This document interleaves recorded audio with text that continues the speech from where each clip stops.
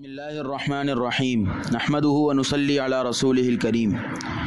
امام العصر حضرت مولانا انور شاہ کشمیری رحمۃ اللہ علیہ کی تواضع اور فنائیت کا مقام بلند۔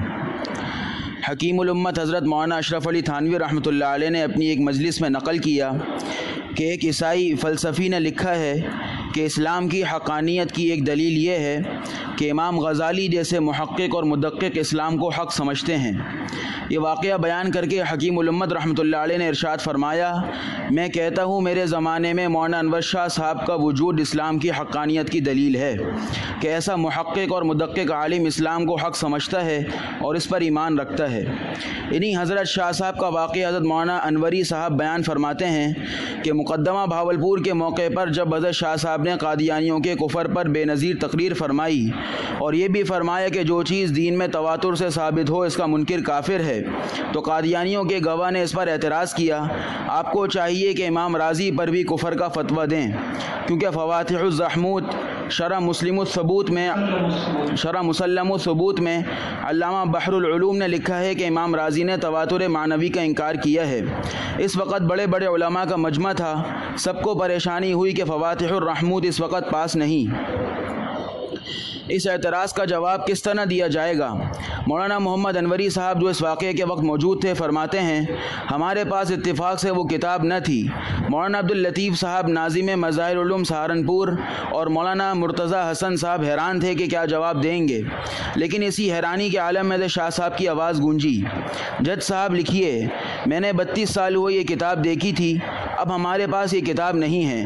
امام رازی رحمۃ اللہ علیہ دراصل یہ فرماتے ہیں کہ حدیث لا تجتمع امتی علی الضلالہ تواتر معنوی کے رتبے تک نہیں پہنچتی، لہٰذا انہوں نے اس حدیث کے متواتر معنوی ہونے کا انکار فرمایا ہے، نہ کہ تواتر معنوی کے حجت ہونے کا۔ ان صاحب نے حوالہ پیش کرنے میں دھوکہ دہی سے کام لیا ہے، ان کو کہو عبارت پڑھیں، ورنہ میں ان سے کتاب لے کر عبارت پڑھتا ہوں۔ چنانچہ قادیانی شاہد نے عبارت پڑھی، واقعی اس کا مفہوم وہی تھا جو مولانا انور شاہ صاحب نے بیان فرمایا تھا۔ مجمع پر سکتہ طاری ہو گیا اور حضرت شاہ صاحب نے ارشاد فرمایا، جج صاحب یہ صاحب ہمیں مفہم لاجواب کرنا چاہتے ہیں، میں چونکہ طالب علم ہوں، میں نے 2-4 کتابیں دیکھ رکھی ہیں، میں انشاءاللہ مفہم نہیں ہوں گا۔ ایک طرف علم و فضل اور قوت حافظہ کا یہ محیر العقول کارنامہ دیکھیے کہ 32 سال پہلے دیکھی ہوئی کتاب کا ایک جزوی حوالہ کتنی زبردست انداز سے نقل فرما دیا۔ دوسری طرف اس موقع پر کوئی اور ہوتا تو نہ جانے کتنے بلند ہانگ دعوے کرتا، لیکن خط کشیدہ جملہ ملاحظہ فرمائیے، وہی جملہ کہ میں چونکہ طالب علم ہوں اور میں نے 2-4 کتابیں دیکھ رکھی ہیں، میں انشاءاللہ مفہم نہیں ہوں گا۔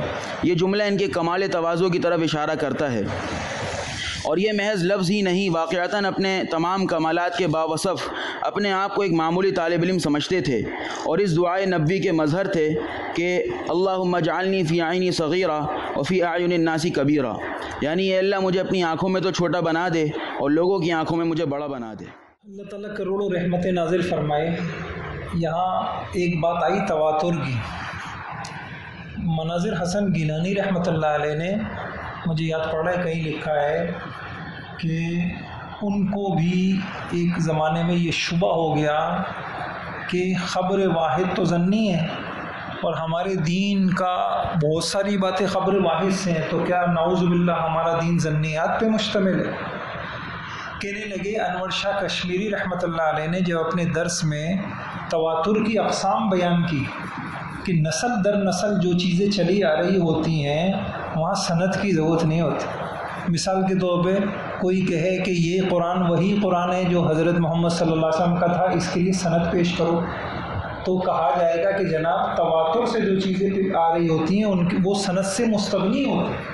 کوئی آدمی یہ کہے کہ بھئی امریکہ کا وجود ہے، ہم نے تو نہیں دیکھا، آپ نے بھی نہیں دیکھا، آپ سند سے بیان کریں، تو سند سے بیان کرنے کی ضرورت ہے۔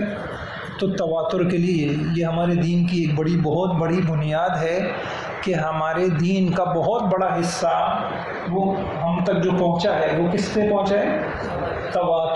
تواتر عملی، نسل در نسل لوگ اس طریقے سے نماز پڑھتے رہے، یہی والا قرآن پڑھتے رہے۔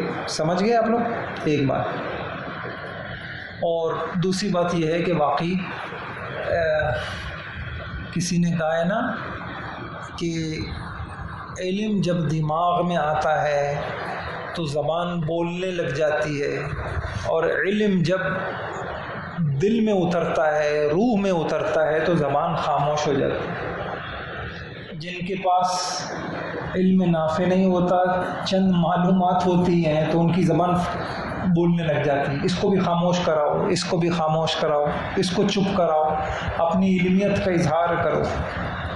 سمجھ رہے ہیں بات؟ تو مولانا کا، انور شاہ کشمیری رحمہ اللہ کا تھا کہ بولتے نہیں تھے، مثلا مجلس کے اندر کہیں جواب کی ضرورت پڑ گئی، دوسرے علماء بول رہے ہیں، یہ خاموش ہے، ہاں کوئی جواب نہ دے پھر بولتے تھے۔ ان لوگوں کو اللہ تعالیٰ نے حقیقی عالم تھے، تو علم جب دماغ میں آتا ہے تو زبان بولنا شروع ہو جاتی ہے، اور علم جب روح میں اور دل میں اترتا ہے تو انسان کی زبان خاموش ہو جاتی ہے، اور انسان کے اندر تواضع ہوتی ہے، اور انسان ایک ایک جملہ زبان سے نکالتے ہوئے سوچتا ہے، بولتا ہے، اور بڑے بلند دعوے نہیں کرتا۔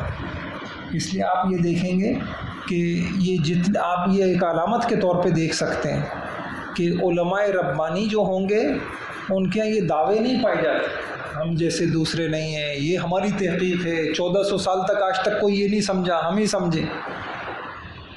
اور جنہوں نے چند کتابیں پڑھی ہوں گی ان کے پاس یہی چیز ہوگی۔ آج تک 1400 سال تک کسی کو دین کی یہ بات نہیں سمجھ میں آئی تھی، سب غلط سمجھتے رہے، مفسرین، محدثین، فقہاء، ہمیں یہ سمجھ میں آئی۔ تیسری بات یہ ہے، یہ جو دعا ہے نا، وفی اعین الناس کبیرہ، میں نے ایک کتاب میں پڑھا، مولانا انہوں نے اپنی آپ بیتی لکھی، مولانا منظور نعمانی رحمۃ اللہ علیہ نے، اور بڑا خوبصورت انداز میں لکھی۔ اس کا انداز کچھ یوں ہے، اور مجھ پر اللہ کے انعامات میں سے ایک انعام یہ بھی ہے، تو کہیں یہ لکھا کہ مجھ پر اللہ کے انعامات میں سے ایک انعام یہ بھی ہے کہ اللہ نے مجھے اس دعا کی توفیق دی، الیک رب فحببنی وفی نفسی لک رب فذللنی وفی اعین الناس فعظمنی ومن سیء الاخلاق فجنبنی۔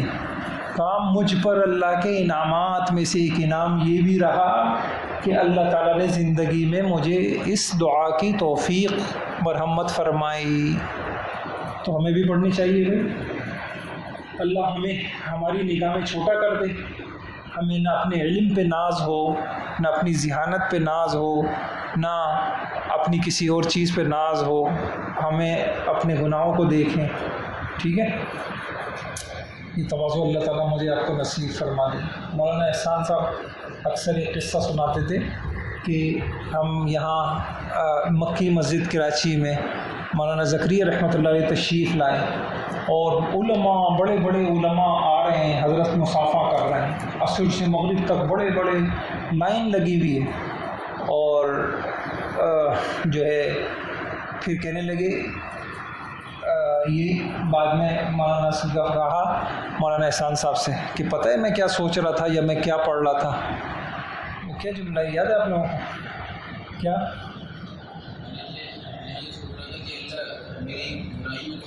الحمدللہ الذی اظہر الجمیل وستر علی القبیح۔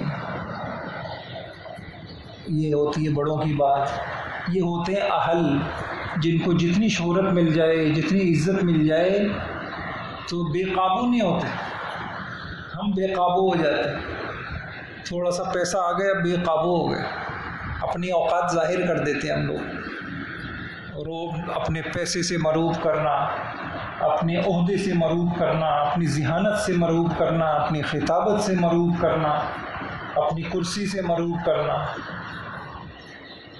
ہم جو ہے کمظرفی کا مظاہرہ کرتے ہیں، اور وہاں یہ ہے کہ جتنا ملتا چلا جاتا ہے وہ تواضع۔ تو یہ پڑھتے رہے، الحمدللہ الذی اظہر الجمیل وستر علیہ۔ یہ تو اللہ کی خوبی ہے کہ میری خوبیاں ظاہر کر دیں اور میرے گناہوں کو اس نے کیا کر لیا؟ چھپا لیا۔ تو اللہ تعالیٰ مجھے بھی آپ کو بھی ایسا علم دے دے۔ کچھ دنوں پہلے میں نے ایک روایت پڑھی، بڑی عجیب، ابن ماجہ کی ہے یا کس کی، کہ جب بندہ تواضع اختیار کرتا ہے تو ایک فرشتے سے اللہ کہتے ہیں کہ اس کی عقل میں اضافہ کر دو، اس کی فہم میں اضافہ کر دو، اس کی سمجھ میں اضافہ کر دو۔ بتائیے، اور جب تکبر کرتا ہے تو کہتے ہیں کہ کم کر دو۔ تو اللہ تعالیٰ یہ سب سے خطرناک چیز ہے. اللہ تعالیٰ میری آپ کی پوری امت کی اس سے حفاظت فرمائے.